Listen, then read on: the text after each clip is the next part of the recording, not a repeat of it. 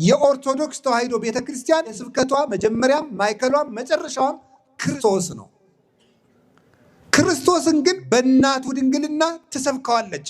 እናቱን እያሳየች የእናቱን ድንግልና ማስረጃ እያደረገች ክርስቶስን የምትሰብክ ቤተክርስቲያን ናት። እናት ስትሆን ድንግልና አልቀረባትም። ድንግል ስትሆን እናትነት አልቀረባትም።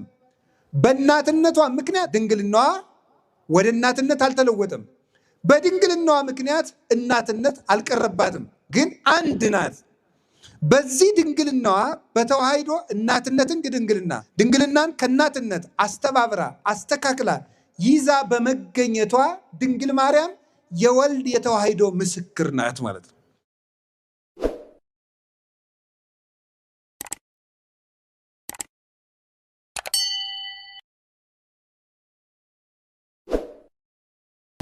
በስመ አብ ወወልድ ወመንፈስ ቅዱስ አሃዱ አምላክ።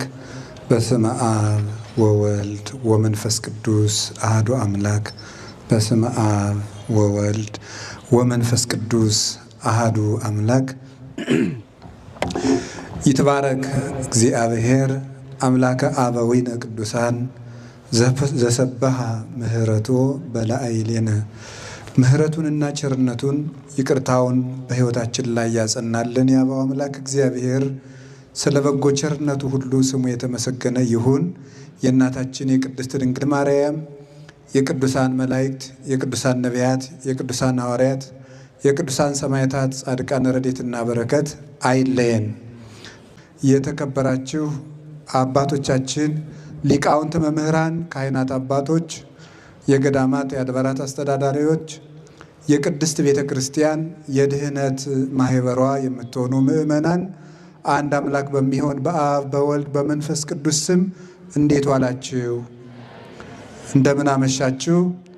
ቸርነት ገንዘቡ የሆነ ፈጣሪያችን ለዚህ ቀን ስላደረሰን በምህረቱም ስለሰበሰበን ስሙ የተመሰገነ ይሁን።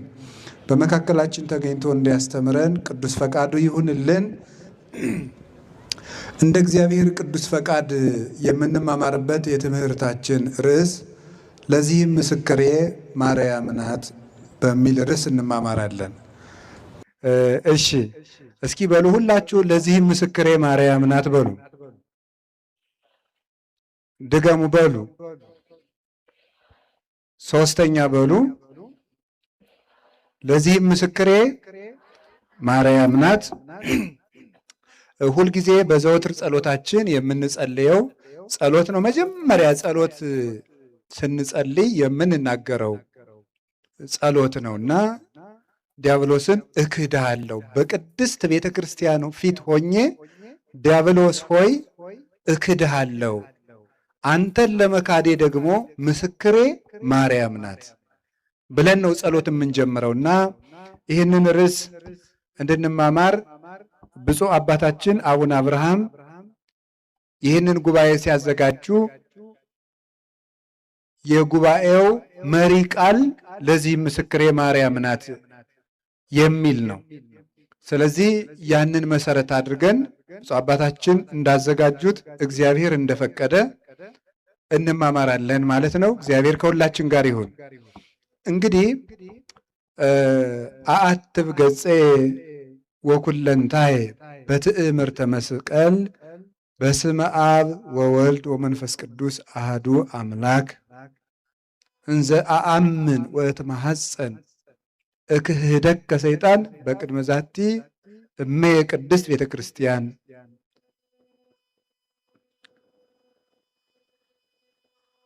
በአብ በወልድ በመንፈስ ቅዱስ ስም አምኜ ፊቴንና መላ ሰውነቴን አማትባለሁ።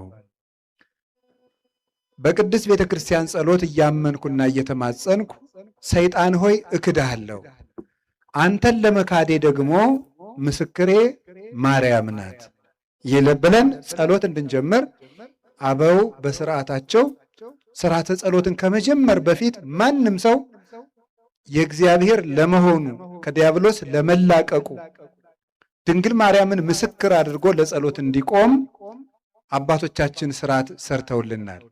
ለምንድን ነው ለዚህ ምስክሬ ማርያም ናት ብለን ጸሎት እንድንጀምር አባቶቻችን ያዘዙን?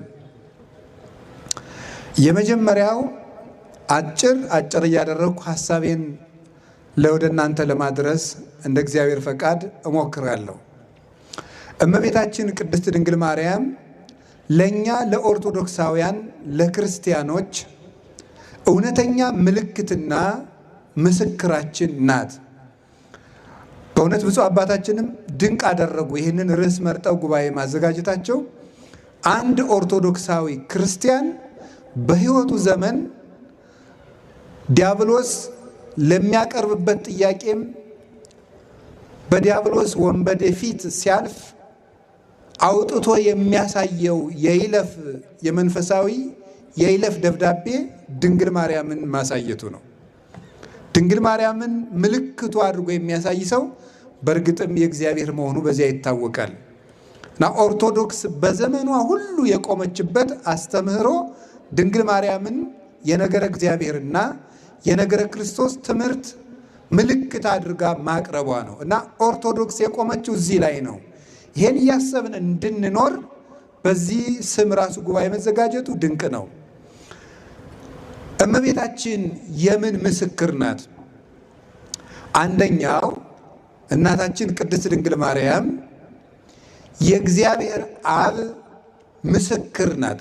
እመቤታችን የእግዚአብሔር አብ ምስክር፣ የእግዚአብሔር አብ ምስክር፣ እግዚአብሔር አብ፣ እግዚአብሔር ወልድ፣ እግዚአብሔር መንፈስ ቅዱስ አንድ እግዚአብሔር ብለን የምናምነው አምላክ ውእቱ አብ፣ አምላክ ውእቱ ወልድ፣ አምላክ ውእቱ መንፈስ ቅዱስ ወኢይትበሃሉ ሰለስተ አማልክተ አላ አሐዱ አምላክ ይላል ቅዱስ አትናቴዎስ ሲናገር በሃይማኖተ አበው። አብ አምላክ ነው፣ ወልድ አምላክ ነው፣ መንፈስ ቅዱስ አምላክ ነው። ሶስት አምላክ ግን ብለን አናምንም፣ አንድ አምላክ ነው። እነዚህ አብ፣ ወልድ፣ መንፈስ ቅዱስ ሶስቱ አካላት የተገለጡት በቅድስት ድንግል ማርያም ንጽሕናና ቅድስና ምክንያት ከሶስቱ አካላት አንዱ አካል ከአባቱ እሪና ሳይለይ ከመንበረ መንግስቱ ሳይጎድል በባሕርይ ጌትነቱ እንደጸና ከቅድስት ድንግል ማርያም ሰው ሆኖ መገለጡ ነው አብ ወልድ መንፈስ ቅዱስን እንድናውቅ የሆነን። በዚህ ምክንያት ነው እመቤታችን ወትሜህሮሙ ሰጊደ ለስሉስ ማህየዊ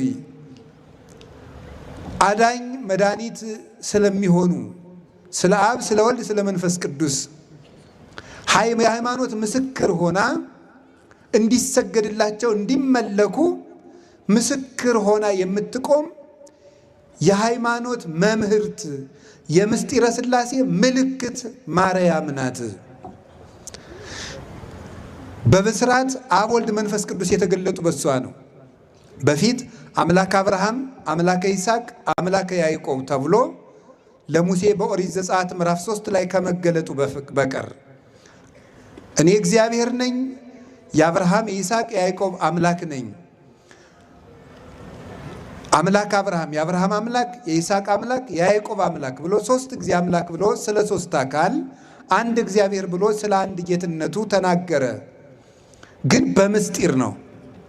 በኢሳይያስ ቅዱስ ቅዱስ ቅዱስ እግዚአብሔር ጸባዖት ፍጹም ምሉ ሰማያት ወምድረ ቅድሳተ ስብሐቲከ፣ አሸናፊ እግዚአብሔር ሆይ ቅዱስ ቅዱስ ቅዱስ ተብለህ የምትመሰገነው ምስጋና በሰማይና በምድር በአየርና በእመቅ የመላ ነው ብለው ትንቢተ ኢሳይያስ ምዕራፍ 6 ላይ አንድ ቅዱስ ስለ አብ አካል፣ ሁለት ቅዱስ ሁለተኛውን ቅዱስ ስለ ወልድ አካል፣ ሶስተኛውን ቅዱስ ስለ መንፈስ ቅዱስ አካል ወይደግሙ ብሂለ እግዚአብሔር ጸባዖት፣ እግዚአብሔር ጸባዖት የሚለውን ግን አይደግሙትም፣ እግዚአብሔር በባሕርዩ አንድ ነውና ይላል አባ ጊዮርጊስ ሲተረጎም። አንዱን ቅዱስ ለአብ፣ አንዱን ቅዱስ ለወልድ፣ አንዱን ቅዱስ ለመንፈስ ቅዱስ አካላዊነት ሰጥተው እግዚአብሔር የሚለውን ግን አይደግሙትም። በእግዚአብሔርነት በጌትነት በባሕርይ በሕልውና አንድ ስለሆኑ ሶስቱ። ይህ በሐዲስ ኪዳን በምስጢር በብሉይ ኪዳን ተሰውሮ የነበረው በሐዲስ ኪዳን በድንግል ማርያም ጆሮ ተገልጦ ተሰማ። መንፈሰ እግዚአብሔር ቅዱስ ይመጽእ ላዕሌኪ ወኃይለ ልዑል ይጼልለኪ። እነሆ መንፈሰ እግዚአብሔር፣ እግዚአብሔር መንፈስ ቅዱስ፣ መንፈስ ብሎ መንፈስ ቅዱስን፣ እግዚአብሔር ብሎ አብ፣ ኃይለ ልዑል ብሎ ደግሞ ወልድን የልዑል ኃይል ይጋርድሻል፣ የእግዚአብሔር መንፈስም ባንቺ ላይ ይመጣል። እግዚአብሔር የሚለው አብን፣ መንፈስ የሚለው ወልድ፣ የልዑል ኃይል የሚለው ደግሞ ወልድን እስመ ክርስቶስ ኃይለ እግዚአብሔር ውእቱ ይላል ቅዱስ ጳውሎስ አንደኛ ቆሮንቶስ ምዕራፍ 1 ላይ ክርስቶስ የእግዚአብሔር አብ ኃይል ነው ብሎ እንደተናገረ የልዑል ኃይል ያለው ወልድን ነው። እነዚህ ሶስቱ አካላት ለመጀመሪያ ጊዜ ተገልጠው የተሰሙት በቅድስት ድንግል ማርያም ጆሮ ነው። ከዚያ በኋላስ እርሷ ወለደችው። ወልዳስ እሱ ስለ አባቱ ነገረን። የዮሐንስ ወንጌል ምዕራፍ 1 ቁጥር 18 እንድትመለከቱት ለእግዚአብሔር አልቦ ዘርእ ወግሙራ አላ ወልድ ዋሂድ ዘሃሎ ውስተ እጽናብሁ ውእቱ ነገረነ። እግዚአብሔርን ያየው ማንም የለም፣ በአባቱ እቅፍ ማለት እሪና ጸንቶ የሚኖር አንድ ልጁ ስለ አባቱ ነገረን እንጂ ይላል። ማቴዎስ ወንጌል ምዕራፍ 11 ላይም ምን ብሏል? አልቦ ዘየአምሮ ለወልድ ዘእንበለ አብ ወአልቦ ዘየአምሮ ለአብ ዘእንበለ ወልድ ወለዘፈቀደ ወልድ ይከስት ሎቱ። አብን ያለ ወልድ የሚያውቀው የለም፣ ወልድንም ከአብ በቀር የሚያውቀው የለም። ነገር ግን ወልድ ለፈቀደው ፈቃዱ ለወልድ ለቀናለት ወልድም ለፈቀደለት ሰው እሱ የአብ የወልድ የመንፈስ ቅዱስን ምስጢር ይገልጥለታል እንጂ ብሎ እንደነገረን አብን ስለ አብ ነገረን። አባቴ ላከኝ፣ አባቴ ላከኝ፣ አባቴ አከብርሃለሁ፣ አባቴ እያለ እያስተማረ ስለ አብ ነገረን። የት? ከድንግል ማርያም ተወልዶ። እፌኑ ለክሙ ጰራቅሊጦስ መንፈሰ ጽድቅ ዘይክል ዓለም ነጽሖቶ። ዓለም ገንዘብ ሊያደርገው የማይቻለውን የእውነት መንፈስ ጰራቅሊጦስን እልክላችኋለሁ ብሎ ዮሐንስ 14 ላይ ስለ መንፈስ ቅዱስ ደግሞ ነገረን። ከማን? ከድንግል ማርያም ተወልዶ። ድንግል ማርያም አብን፣ ወልድን፣ መንፈስ ቅዱስን እንድናውቅ መጽሔተ ሃይማኖት የሃይማኖት ምስክር ናት። አብ ወልድ መንፈስ ቅዱስን እንድናውቅ ከሷ በመወለዱ ማለት ነው። አልቦ ዘአእመሮሙ ለስሉስ ቅዱስ ዘእንበለ እምድኅረ ተሰገወ ወልድ ዋሂድ እምቅድስት እሙ። ተቀዳሚ ተከታይ የሌለው ወልድ ከድንግል ማርያም ከመወለዱ አስቀድሞ አብና መንፈስ ቅዱስን ወልድን ያወቃቸው ከቶ ማንም የለም ብሎ ቅዱስ ጎርጎርዮስ እንደነገረን አብ ወልድ መንፈስ ቅዱስ የሚል ስም ያወቅ ነው በአካላቸው የተገለጹልን ከድንግል ማርያም ወልድ ከተወለደ ወዲህ ነውና ድንግል ማርያም የሃይማኖታችን መነጽር፣ የሃይማኖታችን መምህርት። አባ ጊዮርጊስ ሲናገር ኦ ሰሌዳ መለኮት ይላታል። አንቺ የምስጢረ መለኮት ሰሌዳ ነሽ፣ ሃይማኖት የታወቀብሽ መሰረት ሃይማኖት ወድድ አሚን፣ የሃይማኖት መሰረትና ግድግዳ የእምነት ጣራና ግድግዳ አንቺ ነሽ ብሎ እንዳመሰገናት እመቤታችንን መሰረተ ሃይማኖት የምንልበት ምክንያት ሃይማኖትን ከሷ ወዲህ ተምረነዋል፣ ከሷ ወዲህ አውቀነዋል እና ነው። ከዚህ የተነሳ ነው ጌታ ራሱ ምን ብሏል? አነ ውእቱ ፍኖተ ጽድቅ ወሕይወት፣ እኔ እውነት ሕይወትና ጎዳና ነኝ። አልቦ ዘይክል መጺአ ኀበ አብ ዘእንበለ እንተ ኀቤየ፣ በእኔ በኩል ካልሆነ በስተቀር ወደ አብ መምጣት የሚችል የለም ይላል ዮሐንስ 14:6 ላይ። እኔ መንገድ ነኝ፣ በእኔ በኩል ካልሆነ ወደ አብ መምጣት የሚችል የለም ማለት እኔ ልጅ ነኝ ብዬ ባልገለጥና እኔ ባላስተምር አብን የሚያውቀው የለም፣ ወይም የኔን የባህሪ ልጅነት ሳያምን አብን የባህሪ አባት ነህ ብሎ ማመን የሚቻለው የለም ብሎ እንደነገረን ስለ አባቱ ነገረን። የሃይማኖት ልብ ሰጠን። የመንፈስ ቅዱስን ሕልውና አስተማረን። ክርስቶስ ከድንግል ማርያም ተወልዶ ሃይማኖትን የምንሸከምበትን ልብ ሰጥቶን አረገ። አንደኛ ዮሐንስ ምዕራፍ 5 ቁጥር 20 ላይ እንደነገረን ምን ብሎ ነው ያስተማረን? ቅዱስ ዮሐንስ በመልእክቱ ነአምር ከመ መጽአ ወልደ እግዚአብሔር ወወሀበነ ልበ ከመ ናእምሮ ለእግዚአብሔር በጽድቅ ወሀለውነ በአሚን በወልደ እግዚአብሔር ዘውቱ እግዚአብሔር ዘበአማን። የእግዚአብሔር ልጅ እንደመጣ ስጋ ለብሶ እንደመጣ እግዚአብሔርንም እናውቅ ዘንድ ልብ እንደሰጠን እናውቃለን። እውነተኛ በሆነው በእግዚአብሔር ልጅ በማመን እስከ ዛሬ ድረስ ጸንተን እንኖራለን። እርሱም እውነተኛ የባህሪ አምላክ ነው ይላል። ስለዚህ ይሄን ልብ ነው የሰጠን። ከማን? ከድንግል ማርያም ተወልዶ። እግዚአብሔርን ከድንግል ማርያም በፊት አባቶች አምልከውታል፣ አውቀውታል፣ ሰግደውለታል፣ መስዋዕት ሰውተውለታል፣ ፊት ለፊት አነጋግረውታል፣ በአምደ ደመና ተናግሯቸዋል። ሊረዱት ግን አልተቻላቸውም። ሙሴን ይዘ ተናገሮ በአምደ ደመና ርክዎ ወስእንኩ ጠይቆቶ። በደመና አምድ የተነጋገረው ሙሴ ራሱ እግዚአብሔርን አየሁት ግን አልተረዳሁትም አለ ይላል። ሌሎችንም ነቢያት እየጠቀሰ ቅዱስ ያሬድ እንዲህ ይላል። ዮሐንስም ያጠመቀው እንዲህ አለ፣ አየሁት አልተረዳሁትም አለ። ከድንግል ማርያም ግን ተገልጦ ተረዳን፣ ታወቅ ነው እንደ መጠናችን። እሷም ቢሆን በእርግጥ የባህሪ ጌትነቱን አትረዳም። ሰው ሊያውቀው የሚገባውን ግን የመጨረሻውን እውቀት ከእግዚአብሔር ለሰው የተሰጠውን የመጨረሻውን እሷ ታውቃለች። ባህሪውን ግን ራሱ ያውቃል። ለዚህ ነው ማርያም እኔን ተጾረቶ በከርሳ እመቤታ በማኅፀኗ የወሰነችው ድንግል ማርያምም አየሁት ግን አላወቅኩትም አለች። ነገር ግን ከመዘይ ሰቲ ነጥበጠል ሙስተቀላይ ብዙህ ከሰፊ ውቅያኖስ ሄዶ ጠብታ ውሃ ለጥሙ ያህል እንደሚጠጣ ሰው ለሃይማኖት ያክል የምናውቀውን የእግዚአብሔርን እውቀት ያወቅነው ከድንግል ማርያም ወዲህ ነው። ስለዚህ ድንግል ማርያም የእምነታችን ምስክር ናት። ምስጢረ ሥላሴ እንድናውቅ ምልክት ሆናናለች። ለአካላት ሰተን ስንናገር ግን የአብ ምስክር ናት። አባ ጊዮርጊስ እንዲህ ብሎ ይናገራል። ልደት ቀዳማዊ ታውቀ በዳህራዊ ልደት፣ ፊተኛው ልደቱ በኋለኛው ልደት ታወቀ ይላል። ከአብ የተወለደውን ልደት ከድንግል ማርያም በተወለደው ልደት አወቅ ነው። ሊቁ ሲናገር መልሶ ለዳህራዊ ልደቱ አመንከሮ ወለቀዳማዊ ልደቱ አመስጠሮ። የኋለኛውን ልደቱን ድንቅ አደረገው፣ ቀዳማዊ ልደቱን ደግሞ ስውር አደረገው፣ አረቀቀው፣ ልቡና እንዳይደርስበት አደረገው ይላል። ከድንግል ማርያም ሲወለድ ከአብ እንዴት ብሎ ተወለደ የሚለውን አወቅ ነው። እንዴት ብሎ ነው ከአብ ያለ እናት የሚወለድ ብለን ስንጠይቅ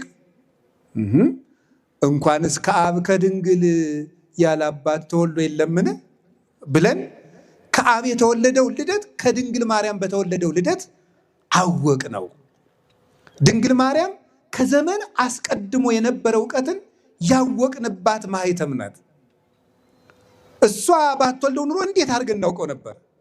ጎርጎርዮስ ሲናገር ልጄን ስሙት ብሎ አብ የተናገረውን ምስክርነት ሲተረጉም ሃይማኖተ አበው ምዕራፍ 8 ላይ ኢትህስሱ ሎቱ እመ በውስተ ሰማይ ወኢትህስሱ ሎቱ አበ በዲበ ምድር።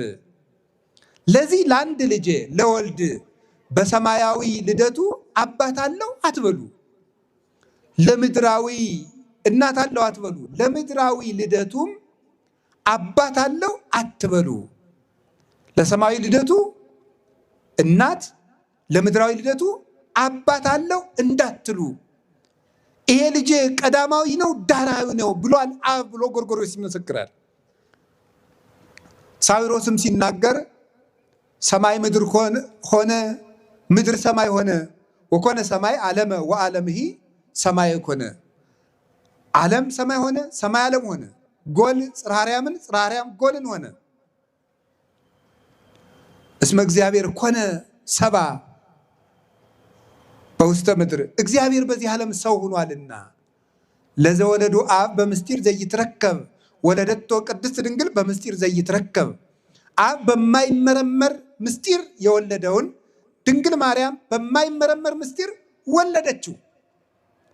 ለቀዳማዊ ልደቱ እናት ያልነበረው አምላክ በምድር ደግሞ አባት ሳይኖረው ተወልዷልና የሰማዩ ልደት በምድር በካልእነት ስለተደገመ ወልድ ባለ ሁለት ልደት ስለሆነ ሰማያዊ አምላክ በምድር ቢገኝ ወስብሐትኒ በውስተ ሰማይ ኮነ በዲበ ምድር፣ በሰማይ ያለው ረቂቅ የመላእክት ምስጋና በምድር ተደረገ።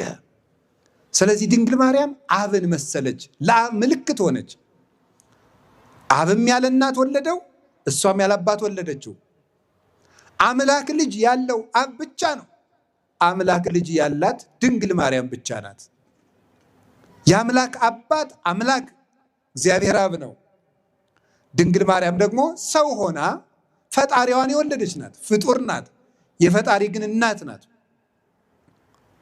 ድንግል ወለደቶ ለገባሪሃ፣ ድንግል ፈጣሪዋን ወለደች፣ እሱ ደግሞ እናቱን ፈጠረ ብሏል ቅዱስ ኤፍሬም። ከዚህ የተነሳ እመቤታችን የአብ ምስክር ናት። አብ በማቴዎስ ወንጌል ምዕራፍ 3 ቁጥር 17 ላይ ልጄ የሚላችሁን ሁሉ ስሙት፣ ወሎቱ ስምዕዎ፣ ልጄን ስሙት አለ። ድንግል ማርያም ደግሞ የዮሐንስ ወንጌል ምዕራፍ 2 ላይ ኩሎ ዘይቤለክሙ ግበሩ፣ ልጄ የሚላችሁን ስሙ አለች። የአብ ምልክት ናትና እመቤታችን ቅድስት ድንግል ማርያም። ስለዚህ ዲያብሎስን ትተን አብን ለማመናችን ምስክር ናት። እመቤታችን እምነትን የምትጋርድ አይደለችም፣ እምነት የሚገለጥባት ናት። ሁለተኛ የወልድ ምልክት ናት ቅድስት ድንግል ማርያም። ቅዱስ ዮሐንስ አፈወርቅ ሃይማኖተ አበው ምዕራፍ 67 ቁጥር 31 ላይ እንደነገረን ወእሰብክ እመንገለ ድንግልናሃ ለማርያም፣ የወልድን የባህሪ አምላክነትና ተዋሂዶ በእናቱ ድንግልና እሰብከዋለሁ ይላል ቅዱስ ዮሐንስ አፈወርቅ። የክርስቶስን ተዋሂዶ በእናቱ ድንግልና አስተምራለሁ። እንዲህ አላለንም ቅዱስ ጳውሎስ? በክርስቶስ አለ ዘተሰቅለ፣ እኛ ግን የተሰቀለውን ክርስቶስን እንሰብካለን አለ። አንደኛ ቆሮንቶስ ምዕራፍ 1 ላይ የተሰቀለውን ክርስቶስ እንሰብካለን። የኦርቶዶክስ ተዋሂዶ ቤተክርስቲያን የስብከቷ መጀመሪያም ማዕከሏም መጨረሻዋም ክርስቶስ ነው። ክርስቶስን ግን በእናቱ ድንግልና ትሰብከዋለች። እናቱን እያሳየች የእናቱን ድንግልና ማስረጃ እያደረገች ክርስቶስን የምትሰብክ ቤተክርስቲያን ናት። እንዴት አድርጎ ነው? እሱ አምላክ ነው። ኢተመይጠ መለኮት ሀበ ህላዌ ትስብእት ወህላዌ ትስብእትኒ ሀበ ህላዌ መለኮት። እሱ ሰው ሲሆን ስጋን ከድንግል ማርያም ሲዋሃድ መለኮታዊ ባህሪው ወደ ስጋ አልተለወጠም፣ ስጋም ወደ መለኮታዊ ባህሪ አልተለወጠም። ግን አንድ ነው። ክርስቶስ ሁለት አይደለም። አምላክ ሰው ሆኗል። ሰው ከአምላክ ጋር ተዋህዶ ጌትነትን ገንዘቡ አድርጓል። ክርስቶስ አንድ ነው። ግን አምላክነት ወደ ሰውነት አልተለወጠም፣ ሰውነቱ ወደ አምላክነት አልተለወጠም። ክርስቶስ ማለት በራሱ አምላክ ወሰብ ህቡረ በተዋህዶ ማለት ነው። አምላክ እና ሰው በተዋህዶ አንድ አካል አንድ ባህሪ ሆኗል ማለት ነው። እይደለወኒ እስምዮ ለቃለ እግዚአብሔር ክርስቶስ ዘይንበለ ትስብእት ወይለ ትስብእት ዘይንበለ ቃል። ቃልን ያለ ስጋ ብቻውን ክርስቶስ ብዬ አልጠራውም፣ ስጋን ያለ ቃል ብቻውን ክርስቶስ ብዬ አልጠራውም ይላል ቅዱስ ቄርሎስ። ክርስቶስ ማለት የተዋሃደ ማለት ነው። ክርስቶስ ማለት ቅቡ፣ ክርስቶስ ቢል ቅቡ ማለት ነው። ቅቡ ማለትም ስጋን ለብሶ ጌትነቱን የገለጠ ማለት ነው። ስጋን ተዋህዶ ጌትነቱን የገለጠ በተዋህዶ ራሱን ያከበረ እመንገለ ስጋሁ ክቡር የተባለ ክብር ሳይገባው ስጋው ነሳኢ ስለሆነ ያ ስጋ የባህሪ ጌትነትን ገንዘብ በማድረጉ ምክንያት ክቡር የተባለ ከብረ ተለዓለ ሀየሰ ወረሰ ነግሰ መባል ገንዘብ ያደረገ ነገሰ ከበረ የተባለለት ክብር የማይቀበል ሲሆን ነዳያን የምንሆን እኛን ከፍ ለማድረግ ክብር የመቀበል ተግባሩ የሆነ ስጋን ተዋህዶ ራሱ ስጋውን ያከበረ ለሊሁ አንገሶ ለስጋው ወረሰ ያደ ምስሌሁ የገዛ ስጋውን ከራሱ ጋር አዋሂዶ አንድ አካል አንድ ባህሪ ያደረገ ስለዚህ ክርስቶስ ይባላል። ልብ በሉ፣ ነገሩን ትንሽ ያው ሰበሰብኩት መሰለኝ፣ ግን ቀላል ነው። አይዟችሁ። ሁልጊዜም ቀላል ነገር መስማት አትፈልጉ። አንዳንድ ጊዜም ብሰሉና ጥሬ ቆርጥሙ። እንደዚህም ብሎ ሁልጊዜ ገንፎ እየዋጡ መኖር ተገቢ አይደለም። ሁልጊዜ ገንፎ የምናወጣችሁ ከሆነ ልጅ ናችሁ ማለት ነው። አልበሰላችሁም እኮ። ልጅ ነው መሆን የምትፈልጉት? ብሰሉ እንጂ እናንተ ጥርስ አውጡ እንጂ እናንተ እንዴ ዝም ብላችሁ ሁልጊዜ ጌታ እንጀራ ያበላል ልንላችሁ ነው? ሃይማኖታችሁን ማወቁ እንጂ ከበድ ያለ ነገርም ስሙ እንጂ። በተቻለ መጠን ግን አቅልየዋለሁ። ከዚህ በላይ ባቀለው እኔ ራሴ እቀላለሁ። ምን ይሆናል ትላላችሁ? ጸልዩ። ደግሞ ልትማሩ ስትመጡ እዚህ ወደ ጉባኤ እንደው ዝም ብላችሁ እየተገማሸራችሁ አትምጡ። አይነ ልቡናዬን አብራልኝ፣ የነፍሴን ገበያ ገብቼ ለመመለስ አብቃኝ። ጌታዬ ጆሮዬን ክፈትልኝ፣ ሸካራውን አንተ አለዝብልኝ፣ እንድሰማው አድርገኝ፣ ወደ አንተ ሳበኝ፣ እከተልሃለሁ፣ በረድኤትህ አቅርበኝ በሉ። እንዲህ ስንል እግዚአብሔር ልቡናችን ያበራዋል። እውነቴን ነው የምነግራችሁ። እዚህ መሰብሰብ የሚጠቅመን አንዱ እኮ ለዚህ ነው። ሁላችን ኃጢአተኛ ብንሆን 1፣ 4፣ 5 ቅን ሰው አይጠፋም። ስለ እነዚያ ቅኖች የሚወርድ መንፈስ ቅዱስ የእኛንም ልብ ያበራል። በጋራ መሰብሰባችንም ለዚህ ነው። እግዚአብሔር ልባችንን ያበራልን።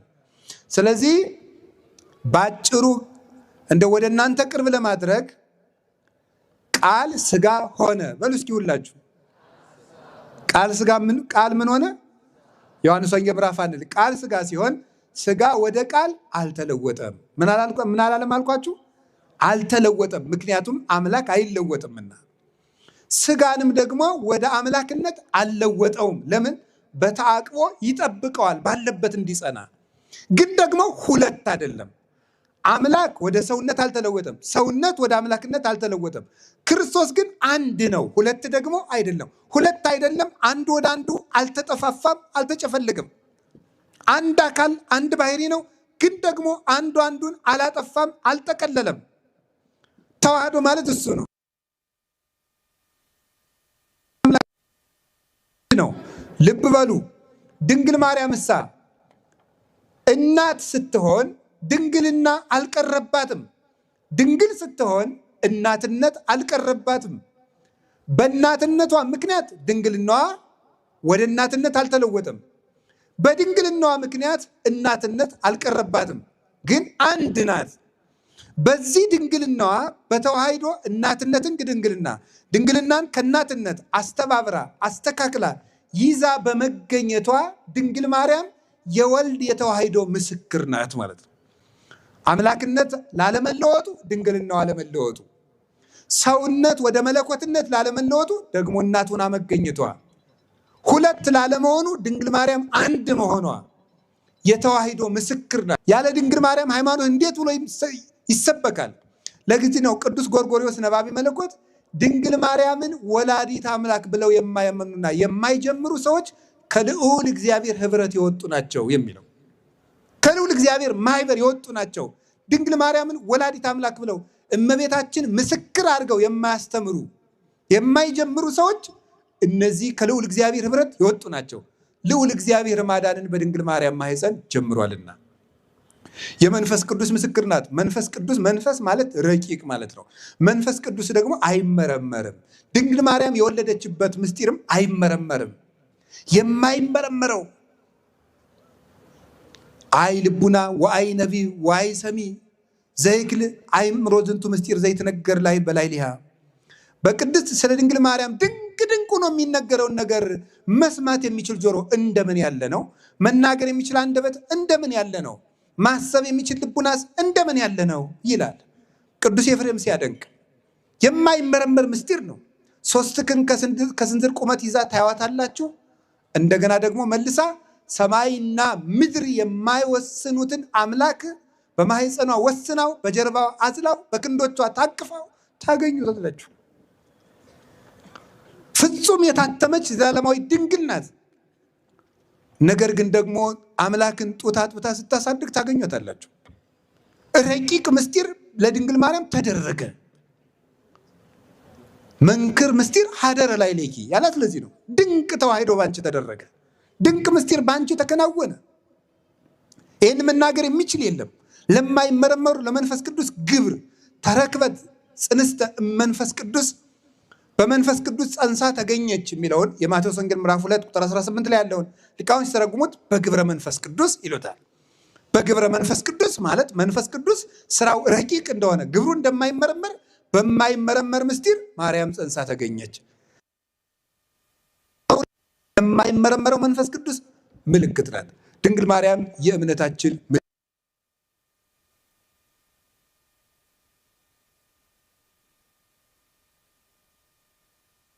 ስንት ስብከት ተሰብኮ፣ ስንት ትርጓሜ ተተርጉሞ፣ ስንት ተአምር ተደርጎ ክርስቶስ ከተወለደ 2018 ዓመት ሆኖት እስካሁን ድረስ ክርስቶስ አምላክ ሰው ሆነ። ድንግል ማርያም ገና ሳታይ እንዲያው ምኑን እንዴት ብላ እንዳመነችው አይገርማችሁ? አምላክ ያበላል፣ አምላክ ያጠጣል፣ አምላክ ያለብሳል፣ አምላክ ያድናል ይባላል እንጂ አምላክ ይወለዳል ሲባል እንዴት አልጨነቃትም? አይገርማችሁ? እምነቷ እንዴት ትልቅ እንደሆነ የድንግል ማርያም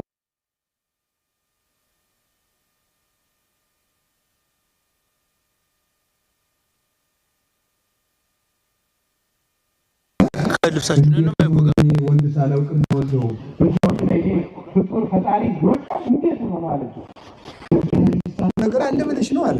ኧረ እሱስ የሚሳነው የለም። እሺ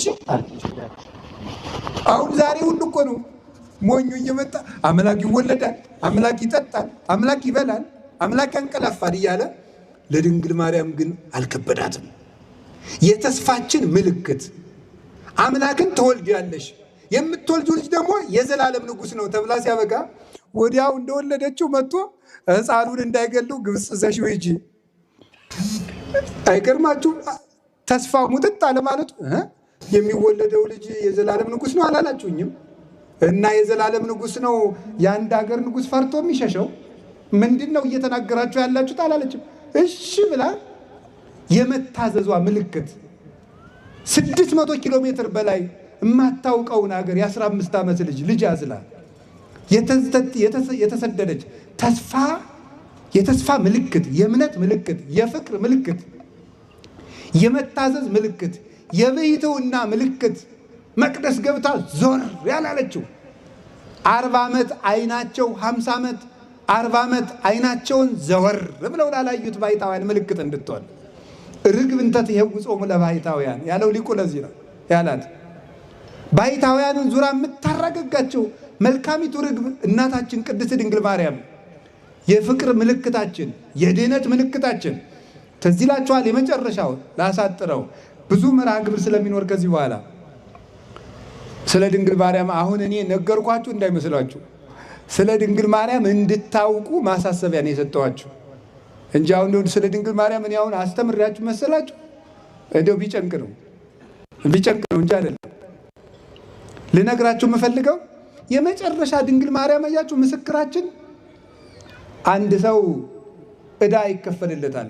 ዕዳው ሲሰረዝለት ምን ይሰጠዋል? ደረሰኝ ይሰጠዋል አይደል? ሌላ ጊዜ ሲጠየቅ ይኸው ደረሰኝ የሚል ደረሰኝ። ትዝ ይላችኋል? መጀመሪያ ዕዳ ስንገባ እዛፉ ስር አንዲት ሴት ነበረች። ማን ትባላለች? እናታችን ሔዋን። ዕዳ ስንገባ አንድ ሴት ነበረች። ዲያብሎስ ሔዋንን እያሳየ ነበር ናግባ ወደ ሲኦል የሚለን ሔዋንን ማስረጃ እያደረገ። ዕዳ ውስጥ ስንገባ አንድ ሴት ዛፉ ስር አለች። ዕዳችን ሲሰረዝ ደግሞ ደረሰኙን የምትሰጠን የነፃነታችን ደብዳቤ ዛፉ ስር አንዲት ሴት ያላችሁ። ዛፉ መስቀል ነው። ያቺ የነፃነት ደብዳቤ ደግሞ ማናት? እመቤታችን ናት።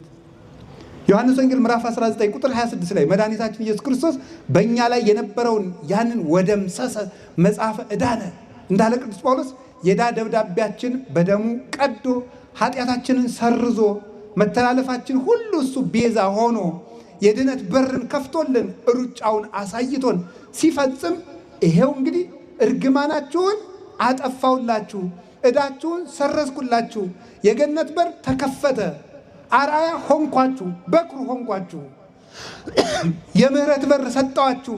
ለዚህ ደግሞ ምልክት የምትሆናችሁ ምስክራችሁ ይሄው እናታችሁ። ዮሐንስ ወንጌል ምዕራፍ 19 ቁጥር 26 ላይ እናታችን ድንግል ማርያምን ምስክር አድርጎ የነፃነታችን ምልክት አድርጎ ሰጠን። እመቤታችንን እናት አድርጎ የሰጠን አምላክ ክብር ምስጋና ይግባው። እንደው ሰው እመቤታችን አታስፈልገኝም ድንግል ማርያም አልልም የሚል ሰው እንደው የነፃነት ደብዳቤ አልፈልግም፣ እግዚአብሔርን ማወቅ አልፈልግም፣ መረዳትም አልፈልግም የሚል የደነደነ ልብ ያለው ሰው ነው። እኛ ግን አባቶቻችን እንዳስተማሩን ዲያብሎስን ለመካዳችን በመስቀሉ ነፃ ስንወጣ ዲያብሎስን ደምስሶ ክርስቶስ ከመስቀሉ ስር ዲያብሎስን የደመሰሰው በመስቀሉ ነው። ዓርብ ዲያብሎስን ቀጥቅጦ ከዲያብሎስ ነፃ ወጣችሁ። ለዚህ ምስክርና ይቻት እናቴ ብሎ እንደሰጠን ዛሬ ቀራንዮ ቤተክርስቲያን ናትና ቤተክርስቲያን ፊት ዲያብሎስን ክደን የክርስቶስ ወገን ለመሆናችን ምስክራችን ማርያም ናት። አሁንም እመቤታችን ምስክር አድርገን ለዲያብሎስ ድንግል ማርያምን እያሳየነው አይኑ እየታወረ መንግስቱን እንድንወርስ የመድኃኔዓለም ረድኤቱና ቸርነቱ አይለየን። በዚህ ስም ጉባኤ ስለተዘጋጀም እጅግ ደስተኛ ነኝ። ብፁዕ አባታችንም እጅግ ድንቅ አደረጉ። ስለ እውነት አንድ ኦርቶዶክሳዊ ሊቀ ጳጳስ መታወቂያው ድንግል ማርያም ናት። መታወቂያው የሚታይበት የሚለካበት የሐዋርያት ምልክታቸው ሞገሶሙ ለሐዋርያት ሞገሰ ስብከቶሙ ለሐዋርያት የሐዋርያት የስብከታቸው ጣዕም ድንግል ማርያም ነበረች። የሰማዕታት እሞሙ ለሰማዕት እናታቸው ድንግል ማርያም ናት።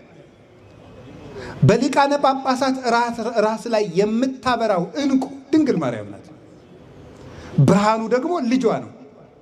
አንድ ሊቀ ጳጳስ ምልክት አድርጎ የሚወጣው ለሊቀ ጳጳስ ሰይፍ የለው፣ ሰራዊት የለው፣ ጋሻ ጃግሬ የለው፣ ዱላ የለው፣ ሀብት የለው፣ ብር የለው። አንድ ሊቀ ጳጳስ ለልጆቹ የሚያሳያው ጋሻና ምልክት ድንግል ማርያም ናት። እኔ ምስክሬ ማርያም ናት ማለት ይሄ ነው። ይሄንን የብፁዕ አባታችን የአቡነ አብርሃም የግብር አባታቸው ቅዱስ ቄርሎስ የሁላችን አባት በ431 ዓመተ ምህረት ዓለም አቀፍ ጉባኤ በኤፌሶን ተዘጋጅቶ ነበረ። ኤፌሶን የሚባል ቦታ ላይ ተዘጋጅቶ ነበረ። እዚያ ተዘጋጅቶ ሳለ ግሪክ ውስጥ ማለት ነው ዛሬ ኤፌሶን ጉባኤ ተዘጋጅቶ ሳለ ንስጥሮስ የሚባለው ከሃዲ ድንግል ማርያምን ወላዲተ አምላክነቷን የካደው ከሃዲ ቄርሎስን ለመከራከር ሲመጣ ይዞ የመጣው 50 ወታደሮችን ነው። ይገርማቸዋል። ቅዱስ ቄርሎስሳ ምን ይዞ እንደሄደ ታውቃላችሁ? ወደ ጉባኤው ወላዲተ አምላክ የሚል ታፔላ የያዙ 50 ጳጳሳትን ነው ይዞ ሄደው። ወላዲተ አምላክ ዓለም አቀፍ የቅዱስ ቄርሎስ መታወቂያ ስም ነው። የሞተውም ይህን ስም እየተናገረ ነው። ይህን ስም እየተናገረ ወላዲተ አምላክ የሚል ጽሑፍ አጽፎ፣ እንደ ዛሬ ኮምፒውተር የለ፣ በብራና አጽፎ ጳጳሳቱ ያንን ዘርግተው ይዘው ወላዲተ አምላክ እያሉ ነበር ኤፌሶን የደረሱት። የቄርሎስ ምስክሩ የነገረ ክርስቶስ እንዲያውም እኮ the father of Christology ነው የሚባለው። ቅዱስ ቄርሎስ ወይም the doctor of Christology ይባላል። የነገረ ክርስቶስ አባት ነው የሚባለው።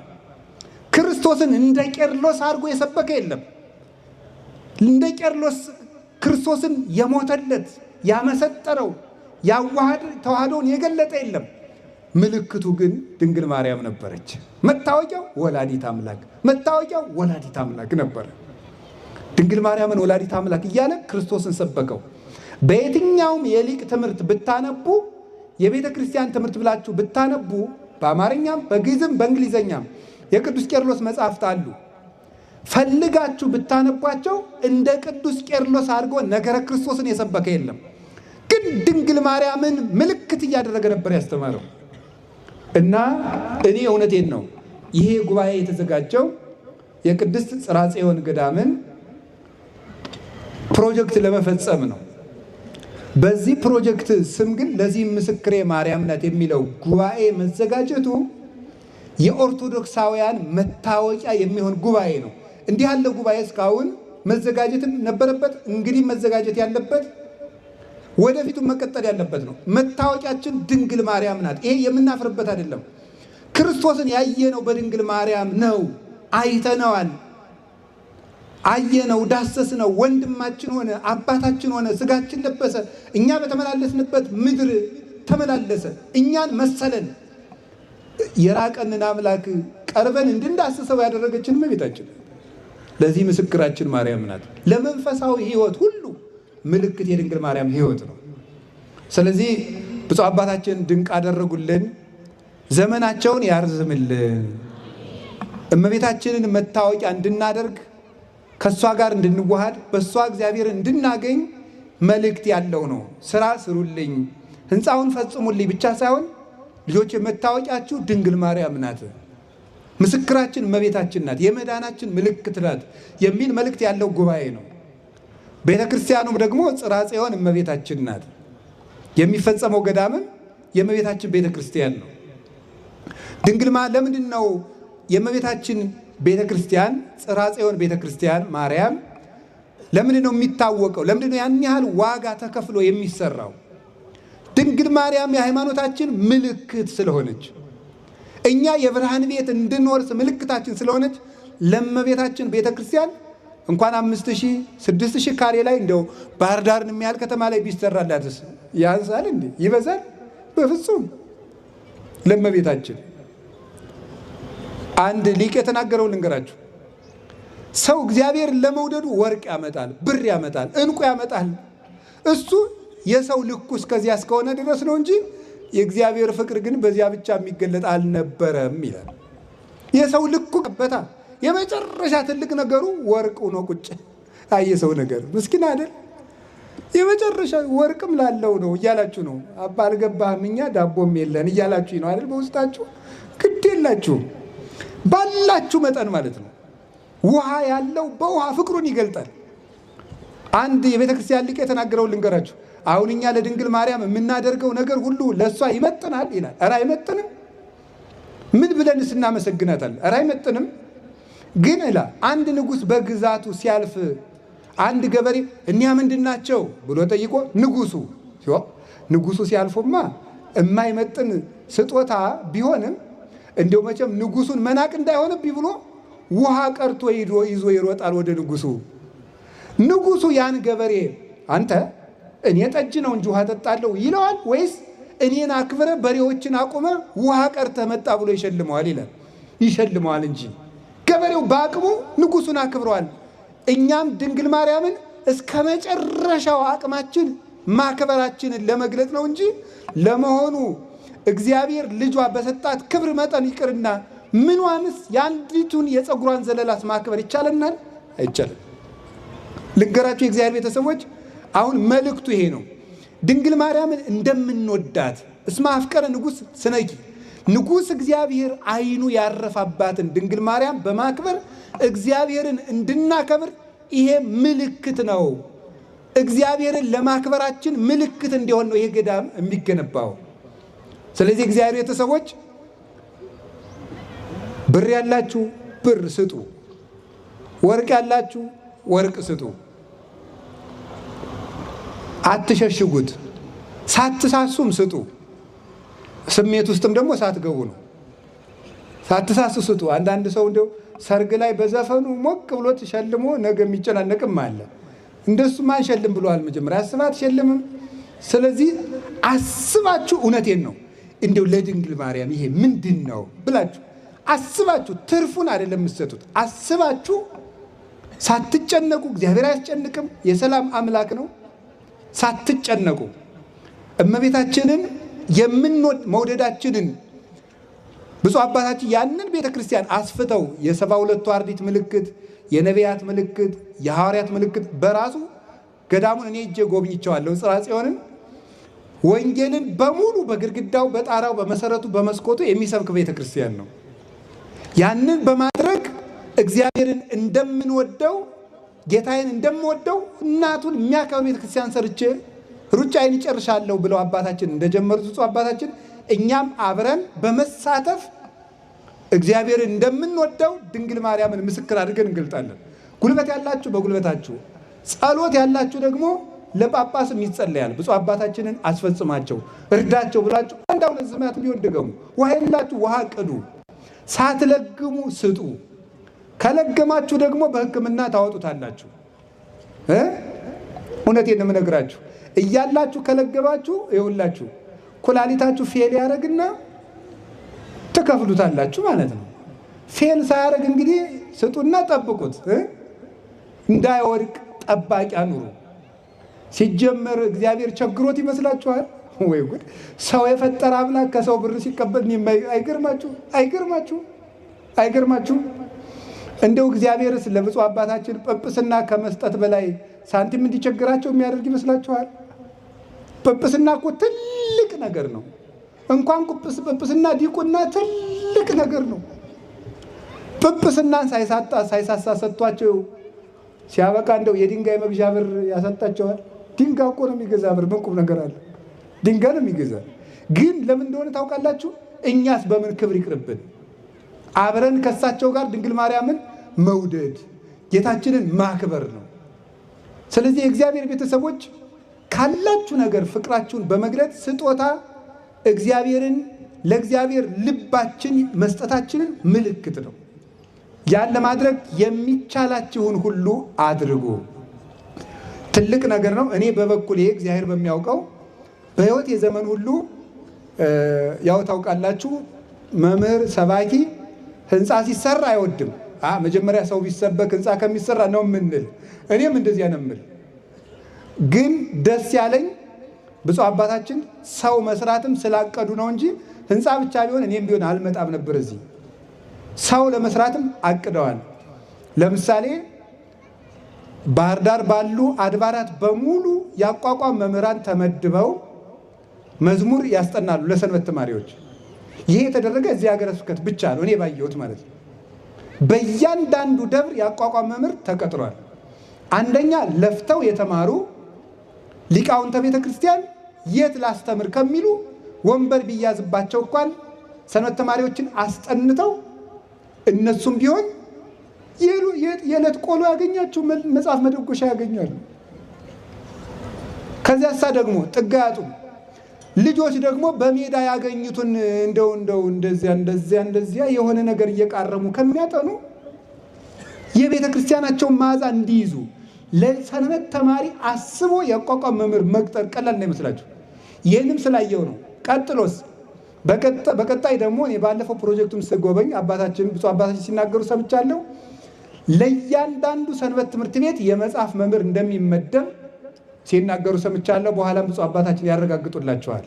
ስለዚህ ለነፍሳችንም እያሰቡ ነፍሳችንም እየሰሩልን ነው እንጂ ዝም ብሎ ህንፃ መገንባት ቢሆን ኑሮ እኔም ቢሆን እዚች እጄን አልከትም።